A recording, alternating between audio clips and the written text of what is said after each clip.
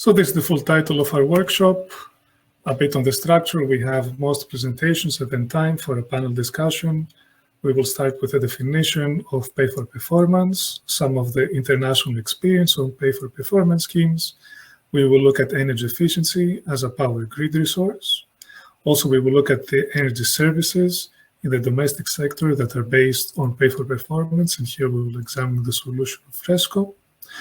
We will also look at emerging business models for P4P contracts, also examine the relationship between pay-for-performance schemes as a booster of investments in energy and innovation. We will have an analysis of the regulatory framework and provide some policy recommendations. And after all of those will be about 10 minutes, and then we still have 20 minutes to go into a panel discussion where we discuss our understandings and each other's opinions on the topic. So my name is Philippos Anagnostopoulos, and along with Juan, we will present very briefly what is pay-for-performance in our projects. So the simplest way to speak about pay-for-performance is to look at energy efficiency and examine in which way it's not like these other units of measurement. And you'll recognize quite quickly that whereas with weight and kilowatt hours, you can measure their actual units, with energy efficiency, we still have that. So what pay-for-performance brings is essentially an energy efficiency meter through advanced monitoring and verification protocols. And based on that, pay-for-performance programs help to settle transactions based on how well the building performs after installing the proposed measures. So you really actually pay for what you get. Very briefly about SENSEI, our aim is to promote pay-for-performance schemes in Europe, knowledge around them, and help stakeholders implement them. So in order to provide energy efficiency as a valuable resource, to increase investments in energy efficiency and support investors with providing capital in such activities, promote green housing, business innovation through business models, and all of this fit within the context of providing a sustainable future. Juan? Thank you, Philippos. So my name is Juan Aranda, and I proudly coordinate the frESCO project, which deals about P4P contracting but mainly focused in the residential sector, which is a sector that by now has had little exposure to the ESCO market. And there's a number of reasons for that. One is the low potential savings that can be achieved per user. Another important problem is the high transaction costs, because we need to go dwelling by dwelling and user by user. Another problem is the owner-tenant dilemma that usually affects renting dwellings. Also, there's a low level of generation and storage capacities and low smart readiness in the domestic sector. So this all hinders the development of EPC, energy performance contracting, in the residential sector. Additionally, there are other barriers that we find now, which is the low level of participation by citizens and consumers, especially domestic consumers, in energy markets. At the moment, the only choice that we have is the retail company that we contract with. And also, there is a very little use of demand response sources in the current electricity systems.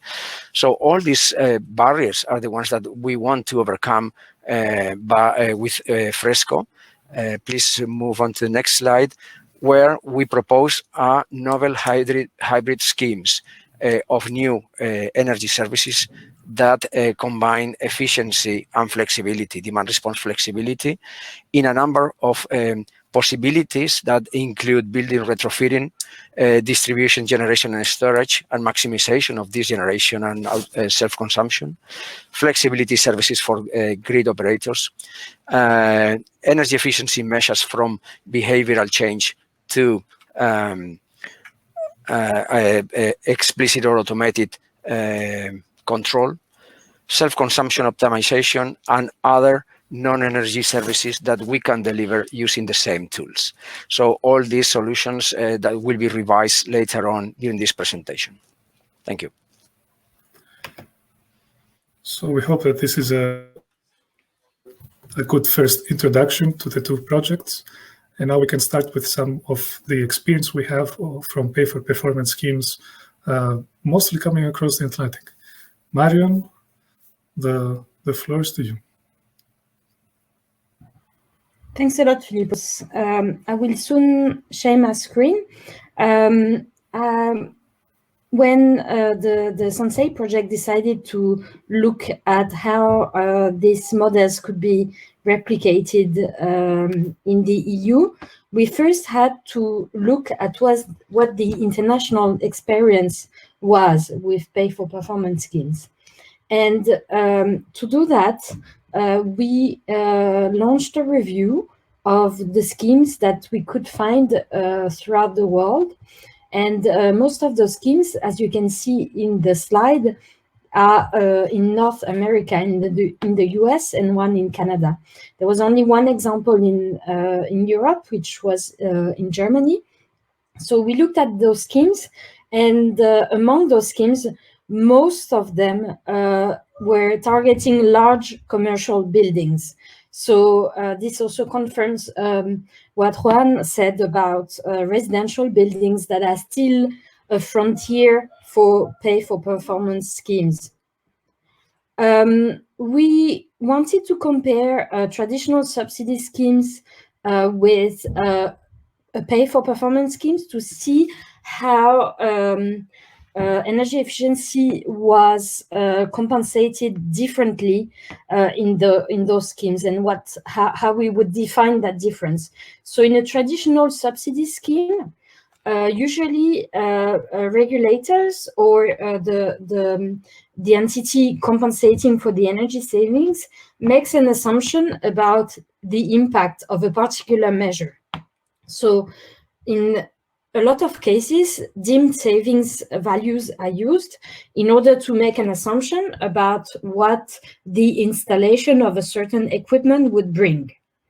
And usually what happens as well is that end users receive a payment once they install the equipment, and nobody really checks if the equipment is running well and if it is delivering the amount of energy savings that one would have assumed it would.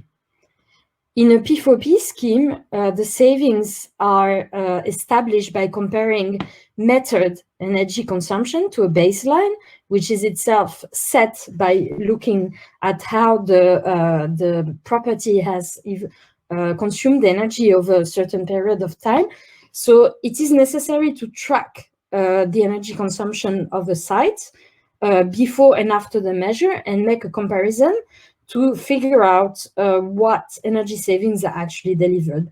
As Philippos said, you pay for what you get, and the payment is proportional to the energy saved, and often happen as the savings occur. So that's another difference between a traditional subsidy scheme and a P4P scheme, is that the cash flow structure is different. As you can see in the slide, the payment would usually come later, and this also means that the performance risk is shifted. So the entity delivering the payment will have security about energy savings before actually paying for it. In the review of the schemes we have done, we found some common points and some differences in the schemes. So in terms of performance, most of the schemes had very similar, very flexible eligibility rules. So many actions were allowed in the schemes. Very often, smart meters were used. and the cash, the funding, would go either to the end beneficiary or to the aggregator. And usually aggregators were rewarded in case of smaller project size. So for example, in the residential sector, you would have an aggregator. In terms of the payments, they were proportional to the energy saved, but very often they were twinned with a grant. And this is because when designing the scheme, regulators figured out that there was a certain risk related to entering into this new mechanism, and therefore there's a grant element to it in order to balance the scheme and balance the risk and ensure that you have sufficient participation in the scheme. Price setting is different according to the schemes, and also the period over which savings are rewarded go from 1 to 5 years. So it is a quite short period when you think about the lifetime of some energy efficiency measures, but it is a long period if you compare it to how a subsidy comes as a one-off, usually comes as a one-off payment. Here, very quickly, an example, which is the Pacific Gas and Electric PG&E Residential Pay-for-Performance scheme. At the time of the study, it was we found that this was the only scheme in the residential sector, but now New York is also moving into something a bit similar. So the scheme is based on aggregators that are rewarded based on the portfolio performance. They use the CalTrack method to calculate the savings. That's an open source methodology to deal with method savings in that case. The payments here are 100% proportional to the energy saved. The prices result from bids, so aggregators would bid to be able to participate in that. The payments take place monthly, so that's quite often compared to other schemes we have reviewed, and it lasts over 2 years. What's quite interesting here is that even though the contract only runs for 2 years, the prices take into account the lifetime of measures, so longer measures with a longer lifetimes would get a better deal in that example. Now, just to briefly conclude, what we saw is that many programs were driven by utilities, and very often these utilities were themselves motivated by regulators who always want to improve the cost effectiveness of energy efficiency programs, because those programs are funded by ratepayers. So this is an obligation, especially in the US, how the energy system is set up. So that's something we have found in many of the programs we have reviewed. What we found as well is that the choice of the measurement and verification methodology is the basis of the whole schemes, and we'll have the opportunity to rediscuss it today, so I won't get into too much detail, but this is very important to have a very solid P4P scheme, but also to ensure compliance on the Energy Efficiency Directive if an EU member state would want to set up such a scheme. And as I mentioned, large buildings and smaller buildings have a bit of a different system here. So aggregators are often step in when there is a large number of small buildings. And as I said, the performance payments is very often coupled with a grant. So you can download this report on our website. And with that, I'll pass the floor to my colleagues.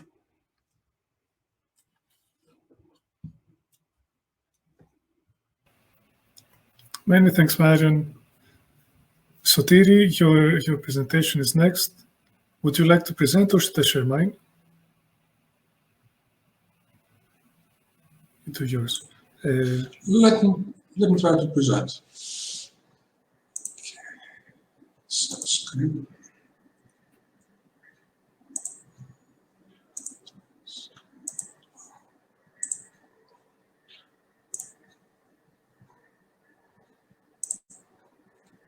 You can hear it. You can see it, yes?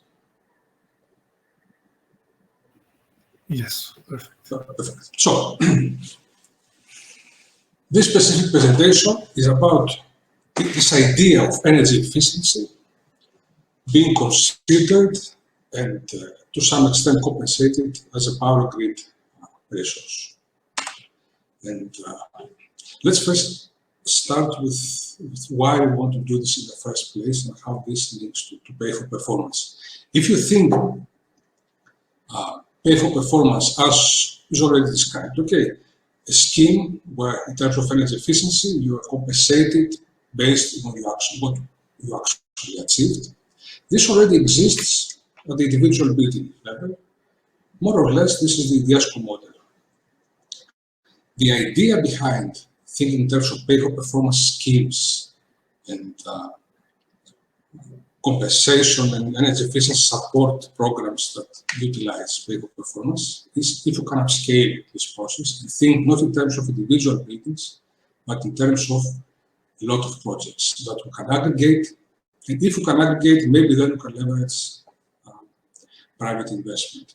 And the idea is that the concept of project aggregation and attracting investment capital already exists for renewable energy. Why not try to see how the same business models could work for energy efficiency?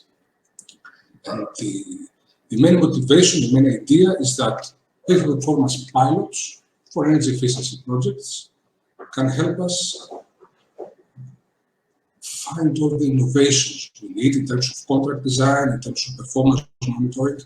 You can actually create this large-scale pipelines of projects of energy efficiency, and they're financed in the same way that renewables are financed. And if we start with this need for pay-for-performance, because if you just want to compensate for costs, this already exists in programs that support energy efficiency. But the innovation comes when you actually want an aspect of measurement and linking payments with actual impact. And one way to do this is to actually start with a policy decision that says, let's align energy efficiency support schemes with the current and most importantly, the foreseen needs of the power grid.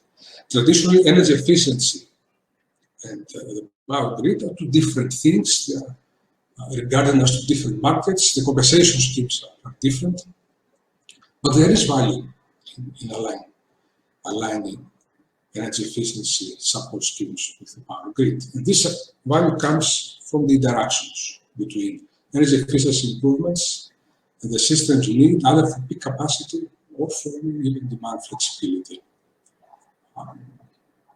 It's quite obvious. I'm not saying something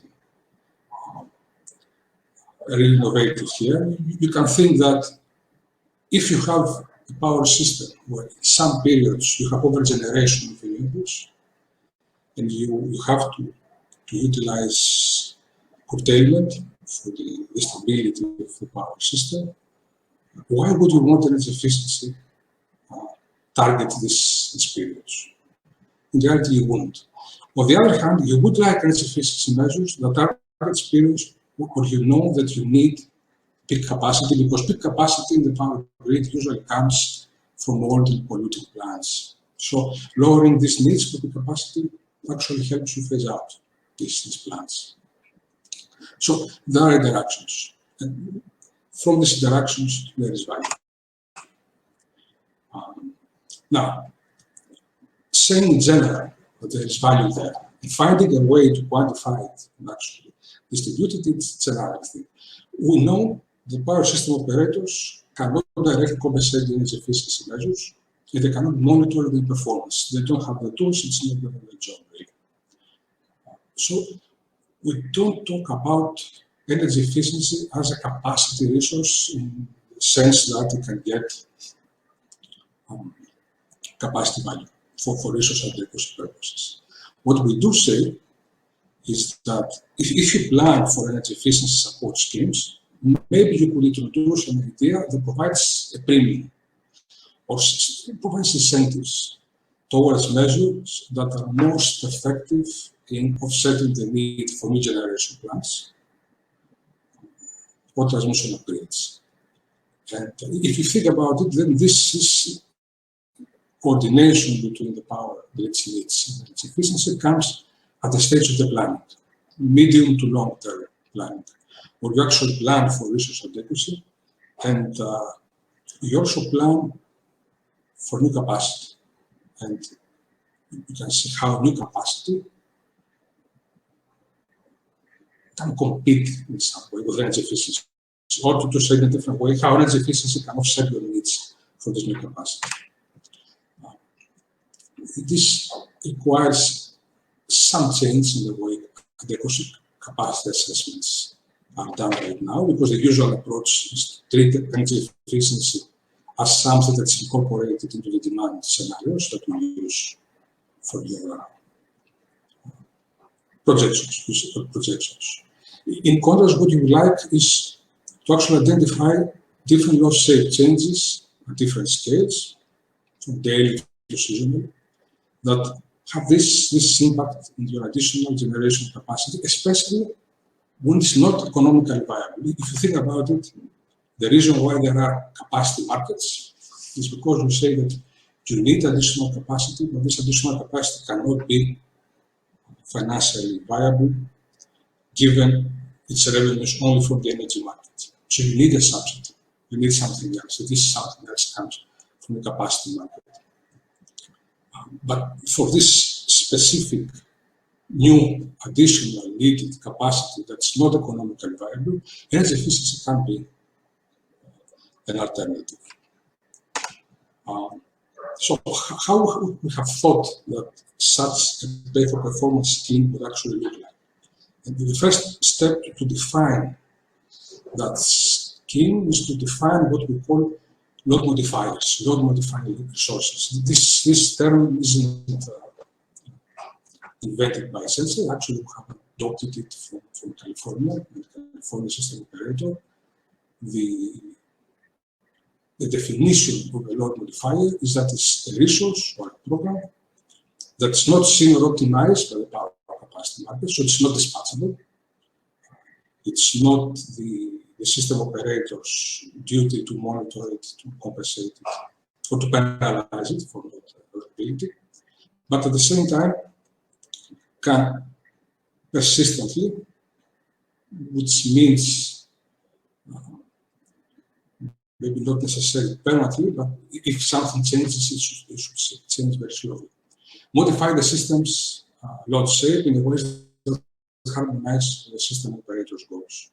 This general thing, system operators' goals, could be peak saving, could be increased hosting capacity for renewables, when you reduce the need for curtailment, reducing steep upward and downward ramps. This is usually called slow flexibility. So it's not exactly demand response, because you don't expect something to compensate for immediate needs, but it's something that aims to target ramping needs that you know that you constantly need. And this comes again from the duck curve effect in California. Or procure power demand at a lower rate in general. In the most general case, when you say a load modifying resource, this should be bidirectional. So ideally, you would have a resource, demand side resource, that sometimes reduces its demand, but in others increases, especially when you have periods where you want to absorb renewables. For energy efficiency, you usually think in terms of reducing demand. When you have a benefit for actually increasing demand, then we are talking about strategic electrification. This idea where you increase demand by electrifying specific uses and then targeting specific hours of the day. Now, because we say let's integrate it with the planning of the capacity adequacy, the idea is that the value of energy efficiency or the value of a load-modifying resource in general depends on the scenarios you use to see when and if you actually have scarce capacity, either peak or rapid capacity. And if you want to make this even more tangible, even more specific, another idea that we use in SENSEI is the pay-for-load shape program. And a pay-for-load shape is an idea that links pay-for-performance with the concept of some changes in power demand are actually more beneficial than others for the power grid. So the idea is that you can say that you provide a premium to energy efficiency improvements as long as they reduce or increase demand during specific times of the year. And this can be done through a program that operates outside the power capacity market, as we said before. It's based on target load shapes. Something that says this is the ideal. The closer you get to it, the more compensation you get. These load shapes should change gradually. So we're not talking about demand response, we're not talking about things that change fast, we're talking about things that change because we do want to track the evolving conditions of the grid, but not fast. And if that means that the premium is valid for only a few years, this is fine. The whole idea is not to make non-economical energy efficiency projects economical, but to tip the scale and programs or projects that happen anywhere, no problem. But for programs or projects that some additional compensation would actually mean the difference between not implementation and implementation, these are perfect targets for the scheme. And of course, pay-for-load shape is aligned with the whole idea of pay-for-performance because you say, I'm compensating something based on its actual impact. It incentivizes decisions with persistent effect of daily or seasonal profiles. So this includes equipment upgrades, control technologies, but also building development improvements. And also it makes it possible to measure the performance of an energy efficiency project in a way that resembles demand response. Okay, not exactly, but resembles. In both cases, you have a baseline. So you have a need to create a baseline. And then what you say is, I compensate based on the minimum amount of work that was needed to transform the baseline consumption profile to the requested one. And this may sound abstract, but we actually have been doing some work in order to make it actually quantifiable. And this concept of minimum amount of work to be an actual quantitative indicator. So what we have done in SENSEI in particular, we wanted to show, first of all, that if you want to design a pay-for-load shape program, you can do so with the same processes and methods and tools that power systems use for capacity adequacy planning. We're not talking about programs that require new tools and new methodologies, just the same approach. What is this approach? Usually when you say, let's estimate, let's quantify the capacity requirements for the future, you are using a unit commitment model. A model that you can give it scenarios in terms of fuel prices, demand, renewables, renewable installations, and it can tell you in the future where you have high probability of not having enough capacity for either ramping or peak requirements.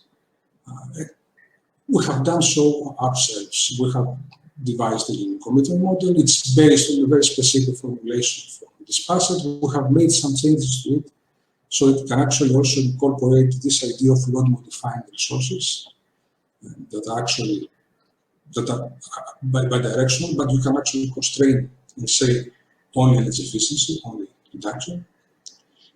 The idea is that as long as you have a small, finite amount of these resources, you can allow the model to allocate them to where they make most sense. So this gives you an idea of when these are needed And for this, you can actually find this target load profiles for the pay-for-load shape. Now, one parenthesis here. Conceptually, it makes sense. In practice, we have found that it's not so easy to pinpoint a specific shape and say this is a target shape. So we have been working on indicators that, given the conditions of the power system and a specific demand profile before and after the intervention, to be able to quantify its value, its additional value for the grid, so that to quantify this premium. And again, deriving these target load shapes or quantifying these indicators to tell you how much change in the building's demand profile is actually value for the grid is based on future possible states where there is probability of missing capacity. Because in conditions of enough capacity, this concept of providing a premium to energy efficiency doesn't make much sense, at least in this context.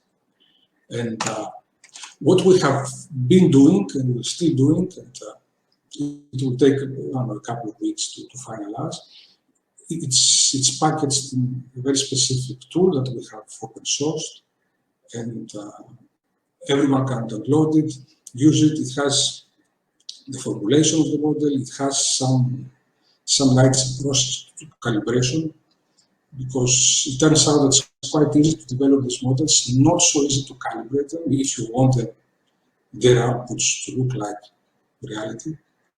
And we have done some. We have implemented some ideas of how this calibration would go on.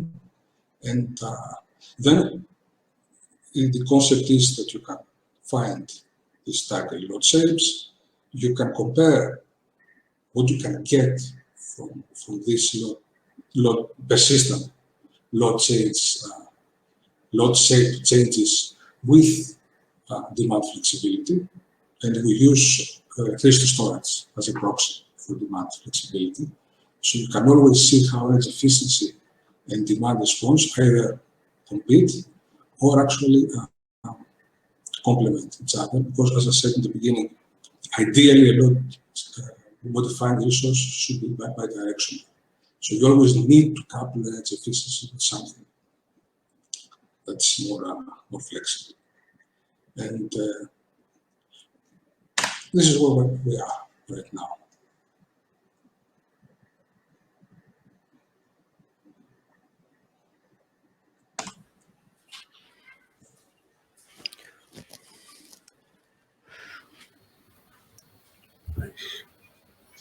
So thank you, Sotiris.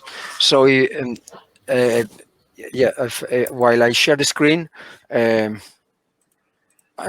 introduce my next session, which is about the FRESCO solution. I'm going to describe how we use the Pay-for-Performance in domestic sector to be applied to a number of solutions, which mean a set of comprehensive energy services for the domestic sector that use the Pay-for-Performance and data-driven solutions to deploy new innovative energy services.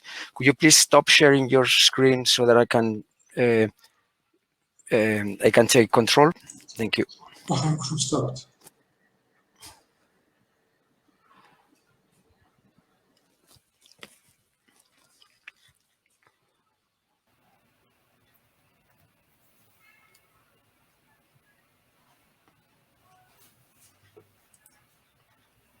Not yet. I don't see the screen of Sotiris. It seems it's the road is free.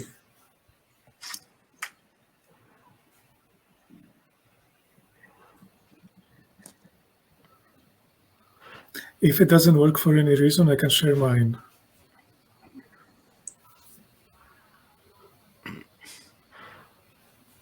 So sorry, but at the moment I don't have the option. Thank you. So what is this about? What are we trying to do? We are trying to design a number of services aimed to the domestic sector, delivering advanced services for consumers, prosumers, cooperatives, energy communities, delivering efficiency. It means explicit and implicit efficiency by means of ESCOs, which will be the energy service providers on one side. And on the other side, we will be delivering services to grid operators for congestion management, grid sizing and investment control, and also for grid balancing and congestion management. So this would be led by aggregators as the energy service providers.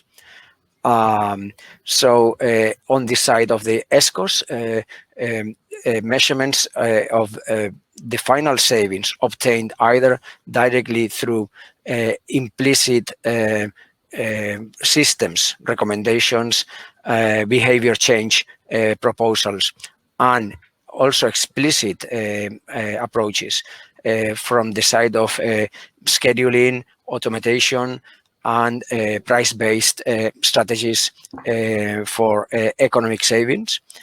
And on the side of the aggregators, we would use the potential of domestic consumers to extract and aggregate demand response and demand flexibility to give solutions to grid operators and distributors, transport system operators, and balance responsible parties. The idea is to move from the current EPCs that have proven to be not very profitable in the domestic sector due to the barriers that we mentioned before, into an enhanced system of combined revenues coming from both sources, savings from efficiency measures, and the trading of demand flexibility in open markets for grid operators. Please move on to the next slide. So for this, we have come up with a number of energy services that include from retrofitting, which is part of the current EPC contracts by now, but include not only building retrofitting in the usual traditional concept that we have, but including smart retrofitting with the Internet of Things system, sensoring,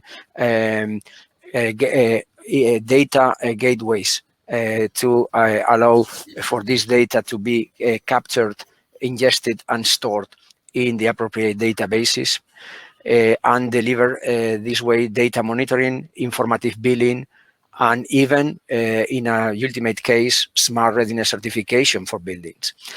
The main side of the energy efficiency would be energy management at building level, but also at individual dwelling level, with personalized energy analytics that provide savings from automation and control, from behavioral change, and additionally for prosumers from self-consumption optimization for those operating PV assets or renewable generation assets.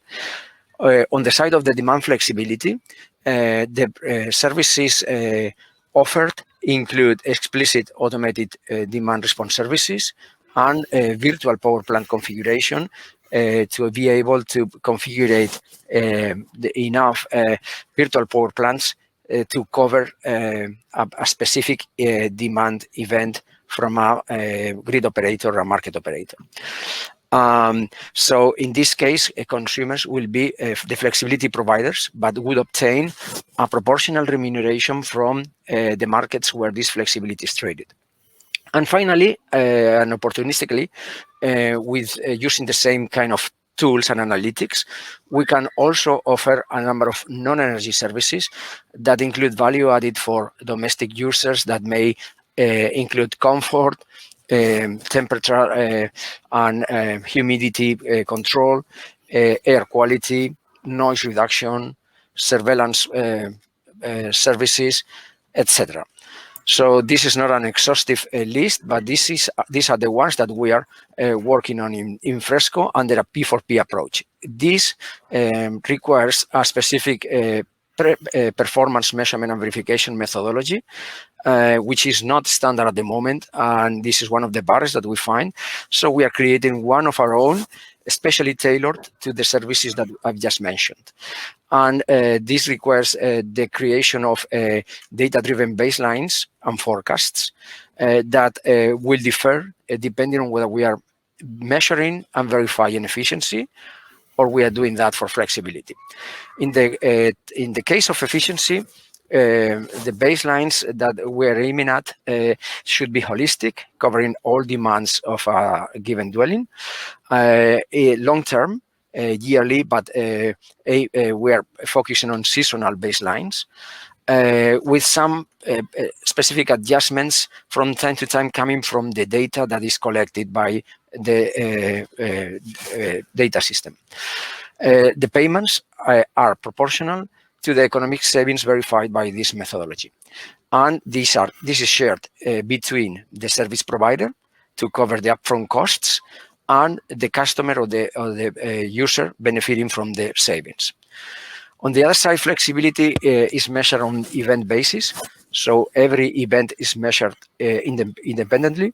The DERs are triggered automatically depending on the VPP configuration, and therefore we need short-term baselines to adjust to the events. Could be from 15 minutes to an hour, or depending on the market request. Payments are also proportional to the amount of flexibility, either upwards or downwards flexibility, that is finally verified and traded in the markets. P4P, non-energy services are also assessed by means of pay-for-performance approaches, depending on the parameter that we are controlling on the performance of these parameters, either air quality, comfort temperature, or noise level, whatever it is.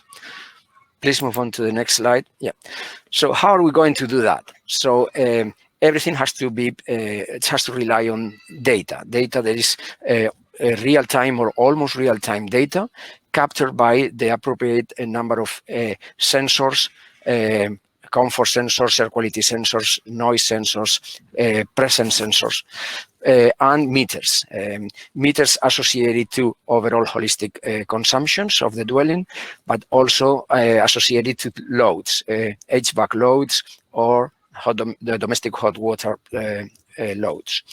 We can also retrieve outside weather data from external sources, and data about the status and capacities of the involved distributed energy resources. All this goes into this big data platform where the data is refined, ingested, and secured by encryption and anonymization technologies.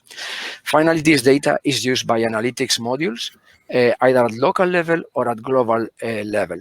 Locally, we deliver information that is important for users to understand how they consume energy, how they pay for this energy, and provide personalized recommendations and even human-centric automation modules. When I mean human-centric, I mean that personal choices and comfort preferences are always kept prior to any efficiency or flexibility measure. On the global demand side, we are coming with strategies at the global level for the building or for the full service provider portfolio to maximize self-consumption, to analyze flexibility, awareness, and potential, and to deliver energy management and VPP optimal configuration for aggregators. Yeah, we can move to the next slide, where we present how we bundle these services, how we combine these services to deliver value to users.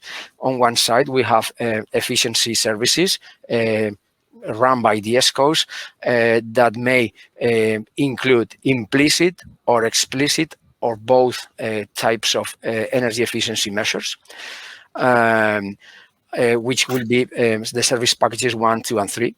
And finally, there will be a fourth that also involve optimization of generation sources for prosumers.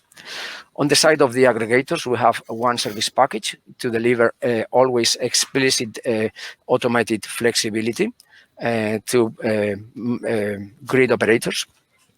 And finally, we have a combined set of services that include both ESCO efficiency services and aggregator flexibility services, and this way maximizing the revenue streams from both sources to reduce payback times and optimize the usage and the investment made on this big data platform. So there could be the combination of both in our service package 6 and the same for prosumers with service package 7. Additionally, there could be a non-energy service contracted in additional packages and the smart readiness assessment and certification. Yeah, how do we assess the value chain? So first of all, we need to identify the main business stakeholders, the service providers. They are either ESCOs or aggregators or companies that combine both services. It means that act as both, as aggregators and as ESCOs. They are the main promoters and executors of these services, but they might be helped by installers and maintainers. Because the installation of this of the sensors and the data capturing system is on premises, so it is important to contact with installing companies and maintenance companies to make sure that everything works and is properly installed at the user's premises.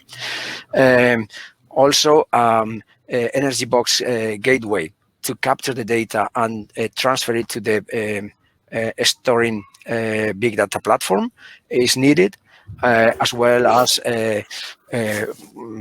all the sensor equipment and stuff. Finally, we could involve financing institutions for the upfront costs. So the main steps that here is the commercial stage where we assess the potential and the most convenient services for every dwelling, depending on the equipment and the consumption profile. Second, we move on to the installation phase, where the installers and manufacturers take place. Finally, we move on to the following step, where the services are delivered, either to users for efficiency or to grid operators for flexibility. And finally, the contract termination with the installment of the equipment if needed. So this is mainly the solution that we envisage, and we are working on that to make sure that it works properly, and we can test it in several demo sites that we'll describe later on. Thank you.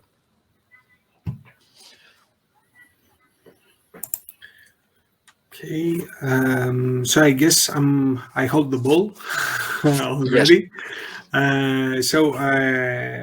Based on what Juan described as the main services that have been envisioned in frESCO, we have tried as part of the project to, let's say, find the core value that can stem out of these services, and how they can be built in new and data-driven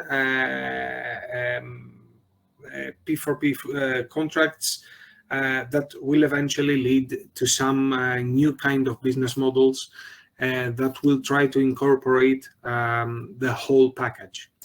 So, as it was mentioned before, essentially, the two main actors in either case that are going to eventually deliver these energy services from the part of frESCO will be either an ESCO or an aggregator. The ESCO and aggregator in many occasions overlap, since most of the actions that are required for either energy efficiency or demand response flexibility services to be eventually delivered do require a certain amount of common interventions in a building. Especially when we're talking about residential buildings, the data analytics and the IoT and every kind of platform that will accumulate this kind of data is actually common. In any case, the aggregator aims to create, let's say, a revenue from this kind of services, and thus comes the fee or the compensation or the settlement, as we're going to talk in the next slides. On the other hand, the ESCO relies on savings. These are may seem, let's say, two different actions or two different approaches, but eventually the core is the same. The core is that a dwelling, a household that has a baseline energy cost today has to be essentially audited, and that's part of the services that is offered within frESCO, which are the non-energy services, in a sense, the certification procedure, etc. But it has to be audited before even the project begins. When the contract starts, we have either savings or revenues, or maybe even both, if some services are combined accordingly. And these savings or revenues are used to compensate the service provider, be it an ESCO or an aggregator. The actual cost drops even lower than the baseline cost before any kind of intervention or any kind of service that's going to be implemented. And when the contract ends, effectively all kinds of savings that or revenues that we're going to have until the end of life of the equipment that has been installed is going to benefit the actual consumer or facility manager or building owner, etc. After the contract ends, obviously the operations and maintenance cost that was part of the deal when the ESCO or the aggregator was running, let's say, the contract, is going to be a responsibility of the end user. What is really, really important here is the concept of time, because for energy savings or energy revenues, if actually the energy savings or energy revenues are going to be optimized, this is going to bring the payback period of the whole project a lot sooner. So it works actually to everyone's benefit for the equipment that is installed, which is actually quite expensive in many cases, and quite expensive, not maybe as a whole, but on a dwelling level. The effectiveness of the measures is going to pay off and bring the payback period a lot sooner. But this comes at a cost, because of course, as we are discussing in residential situations, you cannot do exactly everything you want, because still the user has to maintain a certain level of comfort within his home. So the traditional ESCO business model relies on savings from an ESCO. The ESCO actually takes all the measures, installs the equipment, monitors what is happening, but not in real time. It's actually according to regulation. Maybe the effect of every intervention comes later on. from later in let's say the contract period. On the other hand, the ESCO actually has maintenance services that he can provide them on its own, or on the other hand, he can actually employ an equipment supplier or an installer. And the actual benefit is measured through the electricity supplier, who gives the relevant fee back to the end user or the facility manager. The frESCO approach, what it actually does, it uses some real-time performance and verification methods. It has real-time data monitoring, so that actually data can be used to facilitate any kind of these processes. And it offers automation that has to do with every kind of measures that a dwelling has to do to achieve better energy savings. So the core business model of the ESCO service pack has a frESCO value proposition within, where the core value actually tries to offer complete services towards monitoring and controlling manually or automatically local loads, optimizing the energy efficiency, and eventually reducing the energy cost. The services have to do with, let's say, HVAC or domestic hot water control, lighting control, EV charging if there is present, and any other kind of small loads that usually do not have, let's say, a very big impact when dealt separately. The job that actually the end user has to complete is to minimize his energy bill, to increase the energy efficiency of the building or the apartment, to reduce the CO2 footprint, and to automate energy management systems. And in this process, the problems that may occur is that the actual end user is unaware of either market prices, efficiency opportunities. He's unaware of what his renewables, in case he's a prosumer, produce in real time, and he cannot actually be every time on top of every kind of load that should be micromanaged within this concept. So the ESCO business model is described and is proposed through frESCO, through a value proposition canvas that describes products, services, the gain creators and the actual gains, the pains and the relievers, when we are trying to address the main customer job, which is to reduce the energy bill. Because energy efficiency aims eventually at reducing the energy cost.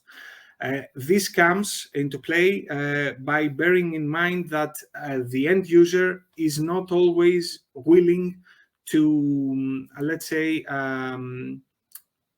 give full control to an automated system, but that comes in conflict with maximizing every kind of adjustment that has taken place within the dwelling.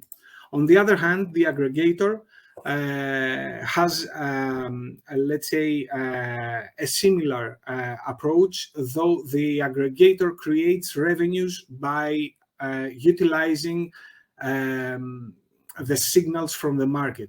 So the aggregator offers the flexibility services to the grid. He receives the revenue, it's revenue creation instead of savings in this case. And the final end user is actually the one that takes part of these revenues that the aggregator is actually responsible to maximize. In the same context, what the frESCO proposal does is that it uses real-time data again, and actually market signals, which are the most important factor in order to maximize any kind of effect that may take place in a demand response situation. So the actual job that has to be, let's say, tackled by the end user is to create an extra revenue. Instead of savings on the previous aspect of the ESCO aspect, an extra revenue has to be created. And this can be done by increasing both the energy management of the dwelling and actually exploiting, in a good sense, every kind of market signal that comes to his or her attention. The core value of the aggregator value proposition of the frESCO business model is to offer complete services for implicit and explicit allocation by offering flexibility services to the grid and earn extra revenue from it. The loads that have to be controlled are similar to energy efficiency, be it a renewable that is in the dwelling, be it some loads that can be controlled, such as lightning or battery or batteries, maybe, or even electrical vehicles if they are present. But it actually gives control to the aggregator so that the aggregator can eventually turn these very small loads to monetize, let's say, the flexibility offered by these many small loads into something else within the market. The pains are similar. You can't expect from an end user, a homeowner, let's say, to micromanage the load. The homeowner also does not have access to the markets, neither the flexibility nor the spot markets, so that he may be aware of the opportunities presented there. And even if he had, the residential owner is not able, let's say, to properly assess what the actual value or what the actual opportunity is there. So this is what eventually the frESCO value proposition does. And in this case, it brings together all the data and the automation required for a residential owner, eventually a very small load in terms of the market, to have a chance to create revenue throughout all this process. This, as Juan said before, is still a work in progress. We do have the value proposition, the performance and verification methods under development, and these all services and the monetization of these services are going to be tested in the 4 frESCO pilot sites that we're going to talk about next in the session. Thank you very much.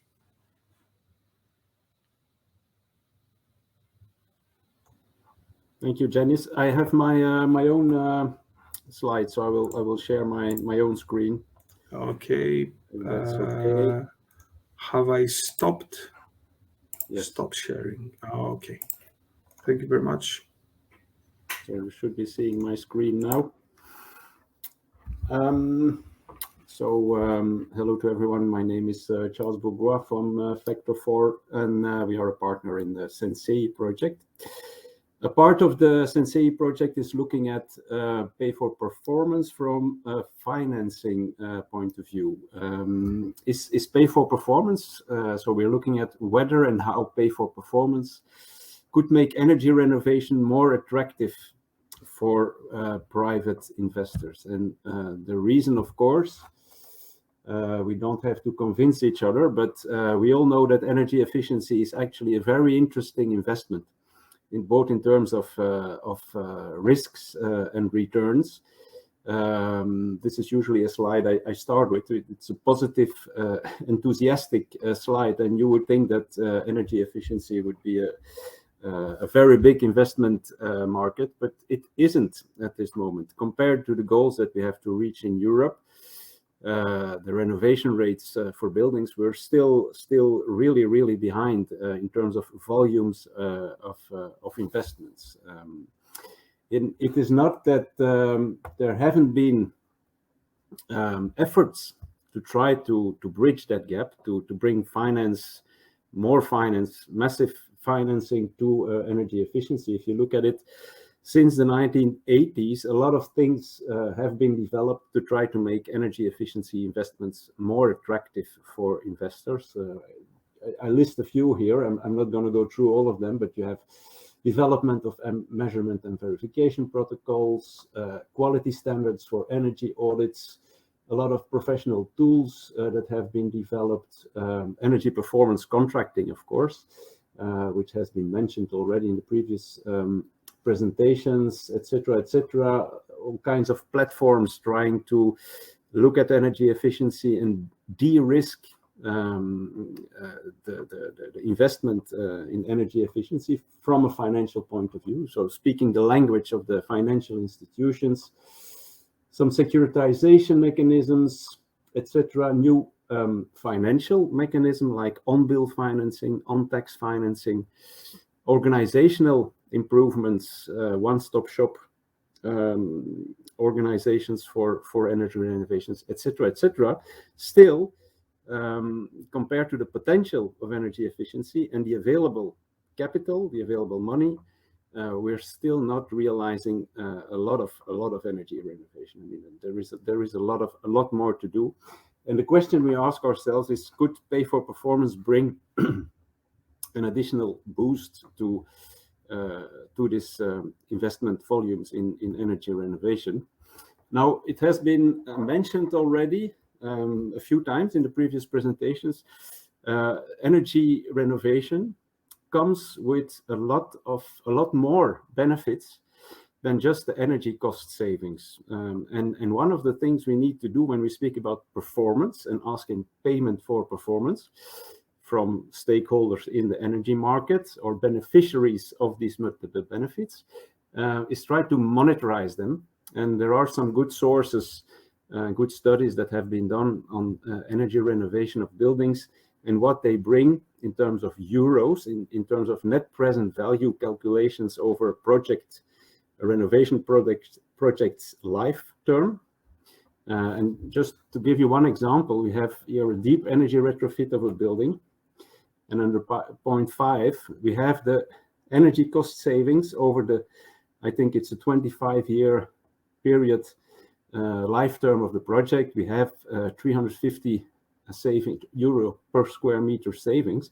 If you look at the additional sale price, you see that you have something that is quite similar in order of magnitude. If you look at rental income increase, you also have huge potential monetary benefits. So it's really interesting to look at those and to try to capture that performance, additional performance that comes with energy efficiency projects. Another interesting study is from RAP. I think it was published a few years ago, and they looked at the additional benefits. It's the famous layered cake graph with all the additional benefits of energy renovation projects. And they tried in that study, it's a very good quantitative study, to monetize, to put euros, in fact dollars, to each of these benefits that can be realized, additional benefits that can be realized. You have benefits for the building owners. You have societal benefits, of course. There is even quantification of health benefits on public health spending that has been done by the American Council for an Energy Efficient Economy. It's a very interesting study. But of course, and that's the one that interests us the most, as you have seen in the previous presentations, in the Pay-for-Performance concept, the utility system, both in terms of power supply, but also transmission and distribution capacity, can gain some benefits from energy efficiency, as we have seen both with the presentation of Sotiris and Giannis. So if you look at, and that's a slide that we showed to some financial stakeholders that we consulted to have their opinion and their views on, is this really a good mechanism in Europe to attract more investment towards energy renovation than is happening today. If you look at the classical way of an energy renovation project financing, this is the scheme for, this is before an energy retrofit, and then after an energy retrofit, the energy bill, which is the gray part, is lower than it was initially, and the difference is used to repay some type of financing that has been organized for the energy renovation project. What we are looking at is trying to capture an additional income stream for the investors, which comes from the energy provider or the utility, the distribution system operators, as was detailed before, that is equal to the benefit that these parties can gain from energy efficiency, load shifting, peak shaving, etc. So avoiding to increase capacity on the network, on the power supply, etc., thanks to the energy renovation project. Now, of course, in order to capture that benefit, it is important that it happens at a large enough scale. One family house or one building will not have enough impact on the network of on the grid to have the system operator ready to pay for the advantage. A second one, and that's the volume part of it.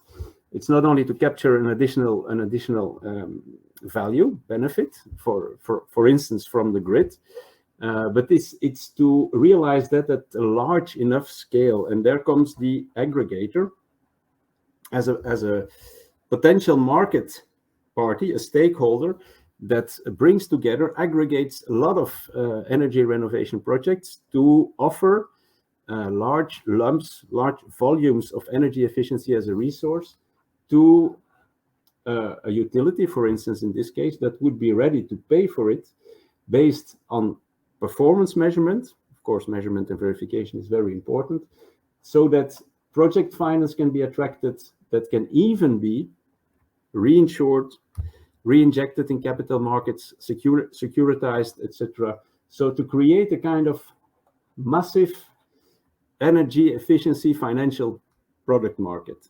So that's a second aspect of what the vision for Pay-for-Performance in the future could be, and that's also a concept that we submitted to financial stakeholders. So we conducted structured interviews, as we called them, with risk capital, so private capital providers, banks, insurance companies, and pension funds at this moment.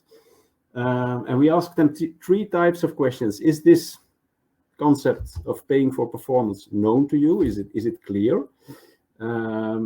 What would be your opinion on the effectiveness of pay for performance as a mechanism for attracting and structuring the flow of money towards energy efficiency investments?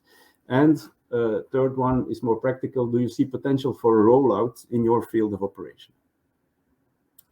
And I'll give some of the results. All the results will be bundled towards the end of the year in a deliverable from this work package. So the most important points: yes, we have financial parties are interested in capturing that additional revenue stream. That's not really surprising.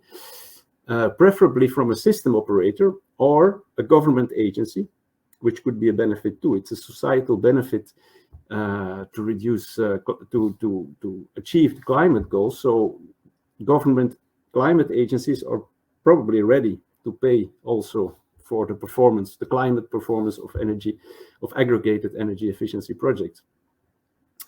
They're very interested in the idea of having aggregator parties grouping large portfolios of projects that can be structured in advance. So they don't, so banks or financial institutions don't have to do the due diligence for each separate project. That's one of the main pain points, problems in financing energy efficiency projects for many banks. especially banks, the projects are too small, the tickets are too small. So it's really interesting, the idea of having an aggregator working professionally in aggregating, selecting projects based on standard eligibility criteria, so that makes less due diligence per invested euro for the financial institution. So yes, that's interesting for the financing parties. So the role of the aggregators is really crucial, but that also makes that there are clear expectations from those investors towards the aggregators.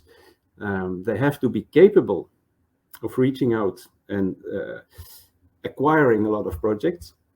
They need to have a trusted energy renovation technical expertise, which is very important. They should be familiar with financial risk and cost management, and be full transparent. You know, investors are tied to very, very strict, especially since the financial crisis, to very strict financial regulations. And what I heard from the stakeholders, financial stakeholders, is they expect the aggregators to be really in touch with that, knowledgeable about the whole set of financial regulations that apply to financing projects. What you actually even see now is that, for instance, Belfius, I saw an example of Belfius Poland, created a one-stop shop, which is a kind of aggregator role within their organization. It's very interesting. So where they streamline both selection of projects, financing of projects, measurement of projects, etc., in one sub-organization of the bank called the one-stop shop. Also we heard from the financial sector that public and private financing and refinancing and guarantee mechanisms will need to be combined. So it's not going to be one player, especially Pay-for-Performance is seen as a totally new investment mechanism. So they would like to spread the risk over several types of investors. They expect, of course, a very reliable, and we've spoken about that before, measurement and verification mechanism, but they add a second V to it. We need a valuation mechanism, a transparent, very clear, reliable valuation mechanism in terms of baseline calculation and performance prediction. Another positive element is that the scheme as it was presented to them includes a system operator or a government agency, and that is always very positive for investors in terms of refinancing or in terms of guarantees. And actually, we didn't encounter any financial organization that was not eager to start rather quickly with a Pay-for-Performance pilot. Especially since the pressure and the urgency for realizing ESG goals in the financial sector is very big, and preferably in a public framework. So with a government agency or a system operator behind the pilot. Of course, it's not all positive. Mainly banks also said, yeah, okay, it's a nice new concept, but we have started our own programs. I mentioned the Belfius initiative, the one-stop shop, which is a kind of aggregation, large-scale energy renovation portfolio building. What they also said is, we don't really look at energy renovation as a separate investment. Usually energy renovation is part of a building renovation investment decision, and that's also how it works on the market. So only looking at the energy performance or an other performance, like one of the multiple benefits, is probably not so realistic to get to acquire projects. Then many questions came on how will we distribute risk and benefits clearly and correctly among all parties. They saw that as a probably very complex thing It's already complex in energy performance contracting. It's going to get much more complex when you include the DSO, aggregators, etc., etc. Then also there were some doubts about the duration of the programs. As Marion said, most of the programs are limited to 5 years, and that seemed short for banks, for pension funds. And then the last one, it's a very important one, or the culture on the financial markets in Europe is very different from the US. So the slide that I showed you, where we could, this is a US vision on what it could get in the future from a financial point of view, is a kind of energy efficiency financial product market, where we finance performance, not assets, not technologies, not buildings, but really only the performance of project, is still very difficult. I mean, European financial institutions are still very much asset-oriented and not really into financing just performance. So that's really a big difference, I think, in addressing the potential of P4P as a mechanism for boosting energy renovation financing in Europe. So that was my few thoughts on financial aspects of Pay-for-Performance. Yeah, thank you. So it would be my turn now to talk about barriers and regulatory framework, but I think that we are running out of time. So Philippos, maybe we can skip that part. Either move on to the final presentation or just give room for some questions or answers from the audience.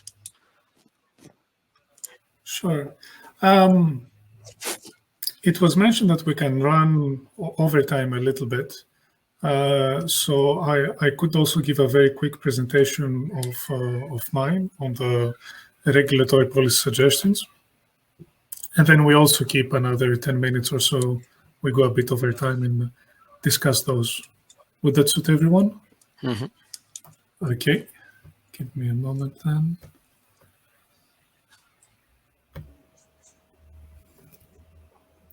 Share screen.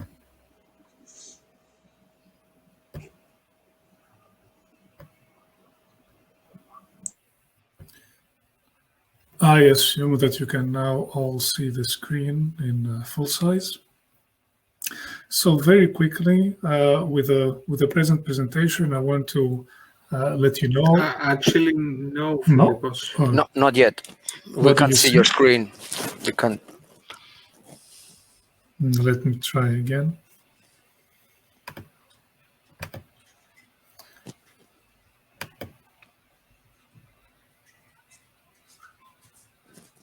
Yes. Okay. No. That's right now. Good. So this is a presentation essentially of a paper that we have just finalized and published only perhaps a couple of weeks ago. Main authors is Dimitra Czarny, Vasilis Stavrakas, Marion, who is here with us, and myself. The paper basically examines the current and future policy developments in the EU and the strategies for pay-for-performance business models to adapt to those, or to suggest how things could evolve. Considering the lack of time, I think I'll just glance over the main parts. So what we did here is that we formulated scenarios on potential evolution of the regulatory framework. We saw how pay-for-performance schemes fit within those boundaries and what conditions would help them. We ran our results through a two-phase stakeholder consultation, through interviews and a more quantitative one. And then we present a few strategies for how the EU regulatory framework can proceed. So here are the main policies. I would pick out the Energy Efficiency Directive and Article 7 on energy efficiency obligation schemes. and also the directive on common rules for the electricity market. We also look at these financing instruments and mechanisms. Most important of the mechanisms are the energy service companies and the energy performance contracting model. And perhaps we'll stay here a little bit. So let's start at what are the weaknesses and the threats of pay-for-performance before moving to the strengths and upcoming opportunities. So the biggest one is that we see that market conditions and the legislative framework are not well developed, and also that we have a relatively limited use of these meter savings methodologies on which pay-for-performance schemes are based. We also see that perhaps there's a reluctance in the upcoming legislation to put pay-for-performance specific obligations on energy providers, even those that could come voluntarily through the energy efficiency obligation schemes. And also that there is a clear limited technical capacity and experience with those business models that might require some capacity building. Of course, this is only some of the SWOT analysis we did. The report has much more information. In terms of strengths, as Myron presented earlier, energy efficiency obligation schemes have been driving pay-for-performance schemes in the US. And we have also seen that the rollout of smart meters greatly reduces the monitoring and verification costs. Now, in the EU, we have the EPBD, which requires this link between the financial measures and the achieved renovation savings. And we also have metered savings foreseen in the annex of the Energy Efficiency Directive. In terms of opportunities, here we have the main ones. The most important is to recognize the value of energy efficiency as a grid resource. So it's an energy resource in its own right. And the encouragement of meter methodologies, as mentioned through the rollout of smart meters, and how this can greatly improve energy performance contracting. And of course, to see how perhaps demand-side resources could compete with supply-side measures in capacity mechanisms. So this is a brief overview of the SWOT of P4P in the current and potentially upcoming regulatory environment. Now we have a few quotes. I think I'll skip through them and just keep with my favorite one. So a stakeholder mentioned in one of the interviews and I read, in order to promote pay-for-performance schemes and make them attractive to both ESCOs and final users, the current energy market elements should change, and the current problem is not an engineering problem, but a market failure. There's a major asymmetry of information between the seller and the buyer. Energy efficiency should be treated like power generation. If you do not deliver it, you do not get paid for it. And that is exactly the core of pay-for-performance. Another thing that came up was that, as another one mentioned, that this needs to be policy-led because contractors will not volunteer to approach energy efficiency in such a way because in their experience, and I read, there is a lot of bad practice in terms of over-engineering or overpricing the work. So here we see that a number of stakeholders find that pay-for-performance schemes do hold some potential. And the way we would suggest to do this is through these 10 integrated strategies. And I'll just briefly read them through. One is to exploit economic stimulus packages. So for example, the recovery fund, the establishment of demanding energy performance requirements to also strengthen the role of market players in the energy efficiency market. Two very important ones, to recognize the value of energy efficiency as a resource and to promote the metered savings methodologies to increase accuracy and transparency, which is very important for financial institutions, as was mentioned a little earlier by Charles.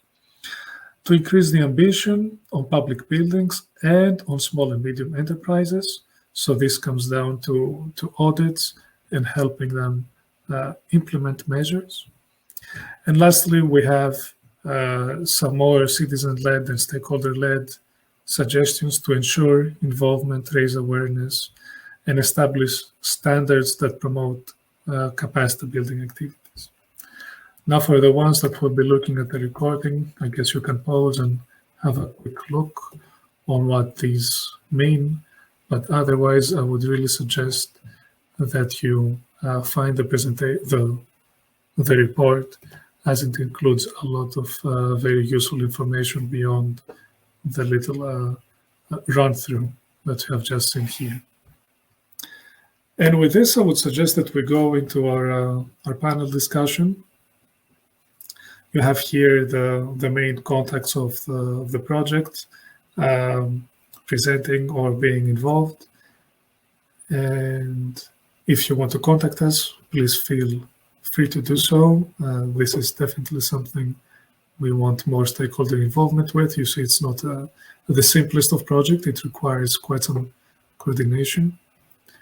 And with this, I'll end briefly, and I suggest that we open a little bit of discussion between us.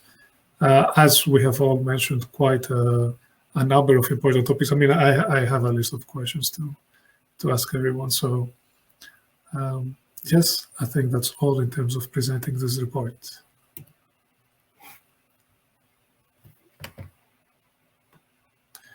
And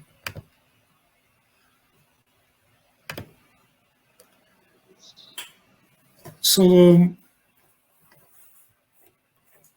we acknowledging we are a bit over time. I think it's fine if we at least ask the main questions and have a discussion on the most striking things, because we are two projects that are working on the same topic through different angles, of course.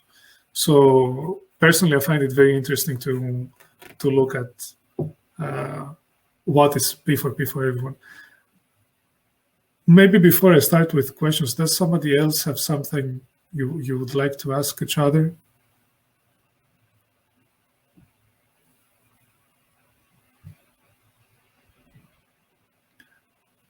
Okay, there's a pause. So let me start. I think, well, Jan or Juan, the main question I have is regarding the energy efficiency aggregator. So it is an entity that doesn't exist much in Europe. We see that it plays a very crucial role in terms of, ensuring standards, contracts, being the intermediary. And I wonder, in your experience, to the extent that you have researched this so far, what do you find being a very plausible model for the aggregator to, like, what's realistically in how we are today, if an aggregator was to exist, how would they look like? So maybe if I may answer, thank you very much, Philippos, for your question. I observed that we use the aggregator word in a different meaning in our presentations. So when in frESCO we refer about aggregators, we mean demand side aggregators. It means entities that aggregate demand response and demand flexibility from consumers.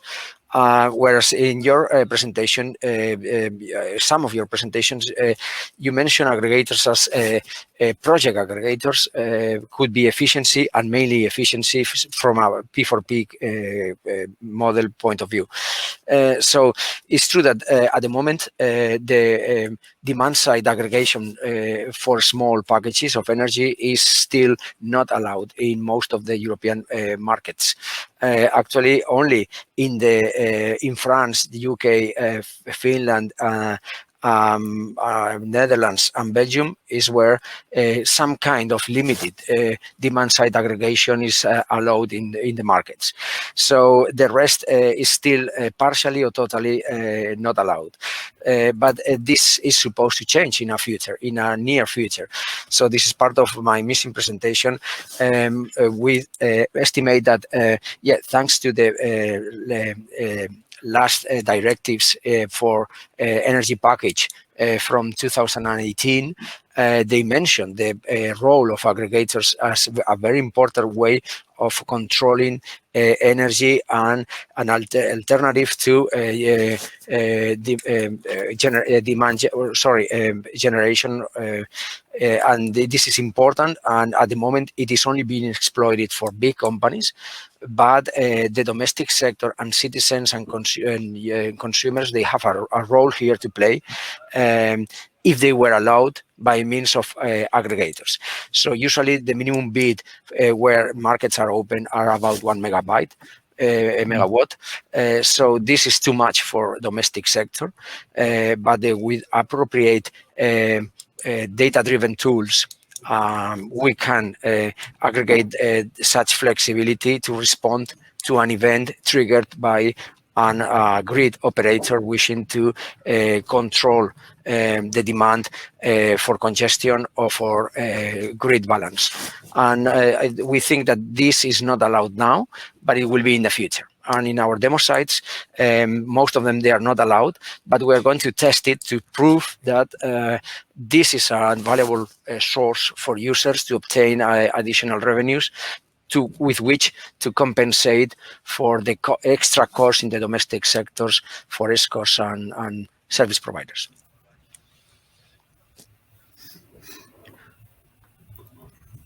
I also have one comment, which is the interesting point of view of using efficiency as an energy resource. As Sotiris mentioned in his presentation. So this is a very innovative point of view to look at the efficiency with P4P methodologies to assess performance.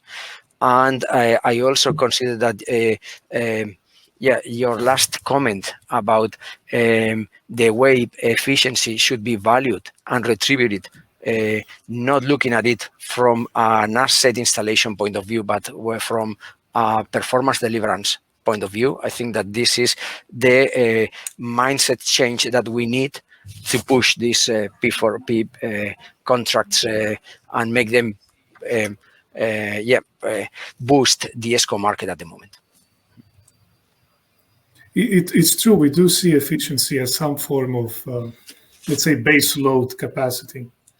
It fits very well with the efficiency first principle, and an avenue we have explored is seeing how this could be part of capacity markets, if not something else.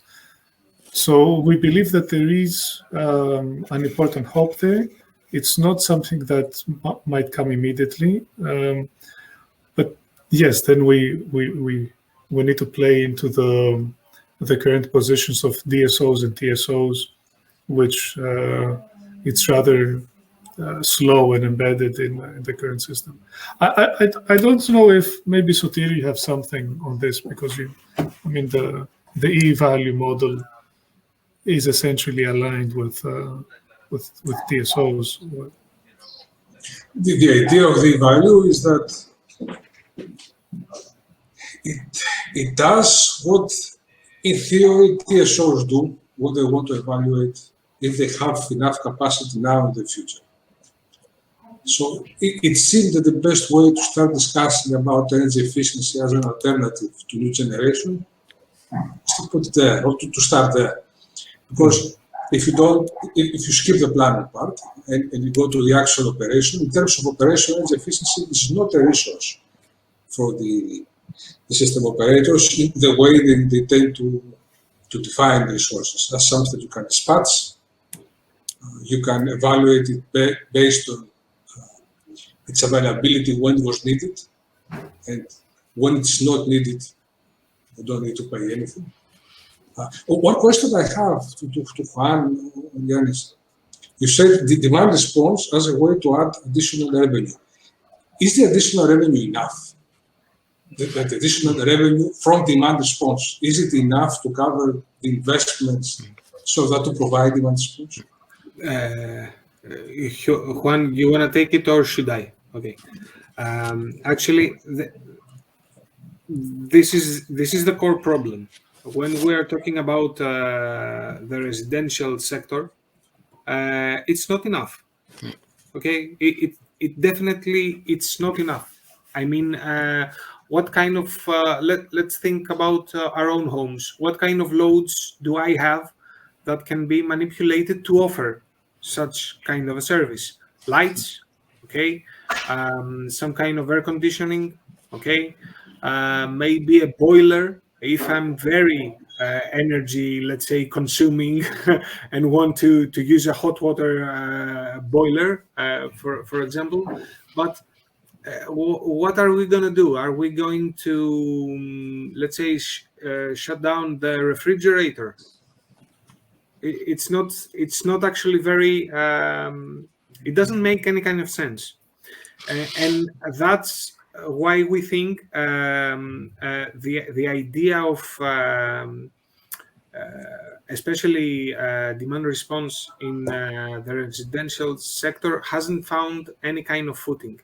But we can, let's say, imagine something else. Let's say that an investment takes place in a building that houses a lot of apartments, such as ours.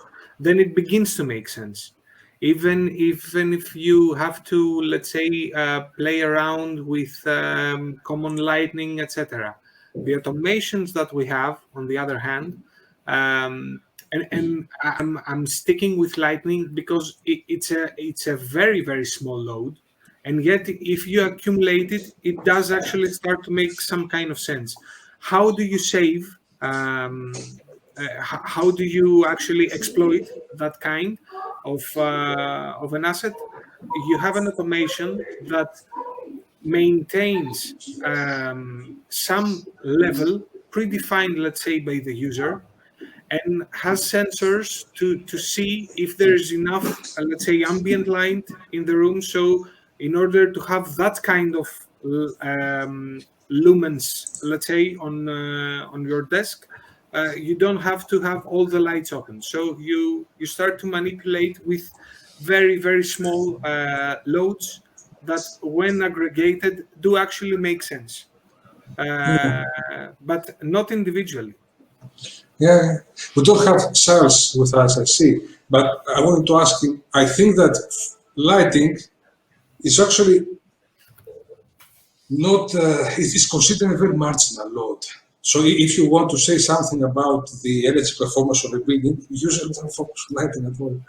Yes, Yeah. of course, it's just the example that any kind of domestic user can easily relate to. Yeah. Of course, there are other things. Yeah, so as Yannis says, not all loads are controllable because they affect the user decisions and user choices. So in my opinion, only thermal loads like HVAC and domestic hot water are controllable because you can move within some comfort ranges already defined by the user, or the algorithms can learn about these choices individually that may differ from season to season and from user to user, and extract some flexibility upwards or downwards while still using the thermal inertia of the building to move within this comfort range. And this is what we can do. As Yannis says, it is a very small amount, but aggregated with thousands of users, it starts making sense. Yeah.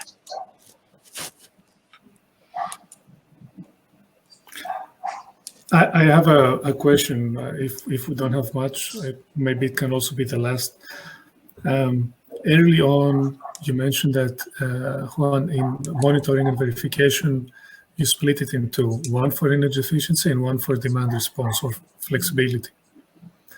And I wonder if that how clear is that distinction? For example, behavioral measures. If a behavioral measure is turning down the thermostat, then it goes on energy efficiency. But if it's once in a while, how would that be captured as flexibility? Yeah. Yeah, because for flexibility, we are not considering implicit flexibility. It means flexibility that comes from user behavior, because this is not reliable. We cannot dispatch an amount of flexibility to the market, which is already committed by a bid by a contract with your